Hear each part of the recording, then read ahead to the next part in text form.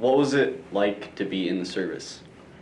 Well, it was great. I thought at first I got in, I went through boot camp and I went, oh crap, these guys are on my case, 12, 24 hours a day. But I went in, I always wanted to be an aircraft mechanic on jet fighters. What made you want to join the service?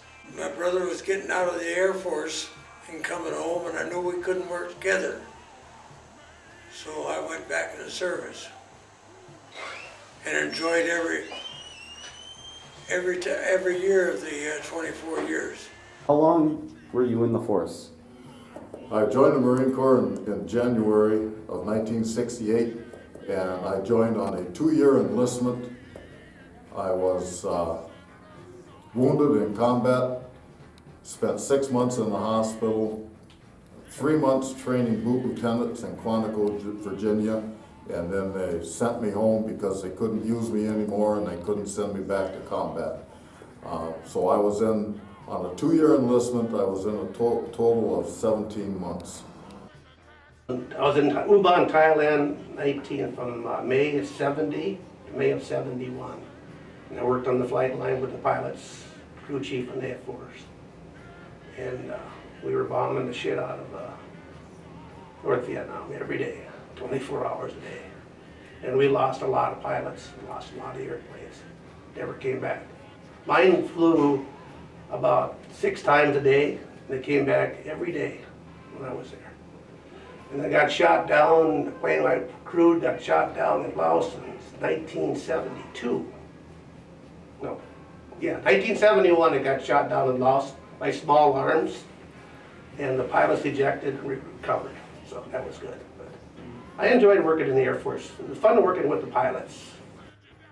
What makes you like America so much? It's where I was born. I like Germany just as well. I spent 11.5 years there in the service. What makes America great to you?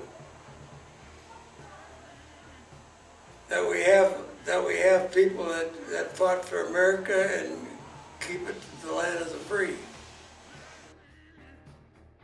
After you were done with the military, did you go into any other work, or? Yeah, I went into work, I wound up being a welder, union welder for 35 years. And I worked out in the cities, in different places, and that's what I did. And I suggest if people want to go into the trades, go into the trades. You're going to make some really good money.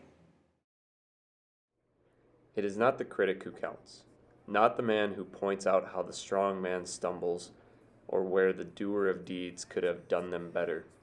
The credit belongs to the man who is actually in the arena, whose face is marred by dust and sweat and blood, who strives valiantly, who errs, who comes short again and again, because there is no effort without error and shortcoming, but who does strive to do the deeds, who knows the great enthusiasms, the great devotions, who spends himself in a worthy cause, who at the best knows, in the end, the triumph of high achievement, and who at the worst, if he fails, at least fails while daring greatly, so that his place shall never be with those cold and timid souls who neither know victory nor defeat.